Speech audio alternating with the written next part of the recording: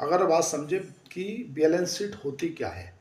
Balance sheet को समझने से पहले पहले ये समझो कि बैलेंस शीट बेसिकली है क्या।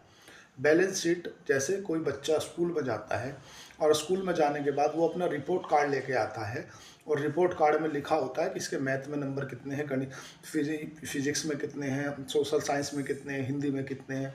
तो बैलेंस शीट बेसिकली क्या है कि उसको नापने का, उसका बच्चे का जो रिजल्ट होता है, इसी तरह से कंपनियों को देखने का कि इस कंपनी का अंदर क्या चल रहा है, क्या माल है और क्या गया है, क्या इन्वेंट्री है, उनकी एक तरह से नस है वो बैलेंस शीट। जो व्यक्ति बैलेंस शीट पढ़ना जानते हैं वो समझ लो एक तरह से शेयर मार्केट के डॉक्टर ही मान लो उनको तुम, क्योंकि अल्टीमेटली बैलेंस शीट कुछ भी नहीं है, कंपनी का नस है, ये मान लो।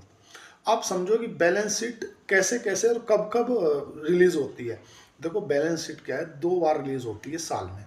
एक तो होती है H1 में रिलीज, मतलब जो अप्रैल मई जून जुलाई अगस्त सितंबर, तो ये 6 महीनों की जो H1 में रिलीज होगी। और एक होगी H2 में रिलीज। H2 मतलब तुम्हारा अक्टूबर नवंबर दिसंबर जनवरी फरवरी मार्च।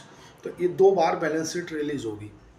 एक तो होगी H1 की रिलीज और एक होगी H2 की रिलीज। तो दोनों के दोनों में आपको ये ध्यान रखना होता है कि जो H1, हमेशा जब भी आप कोई कंपनी को देखें तो उसमें ये नज़र रखें कि भाई हमें जब भी कोई रिजल्ट पढ़ना है तो उसके प्रीवियस क्वार्टर से पढ़ना है। अगर अभी सितंबर चल रहा है तो हमें पिछले साल के सितंबर क्वार्टर से ही उसको देखना है।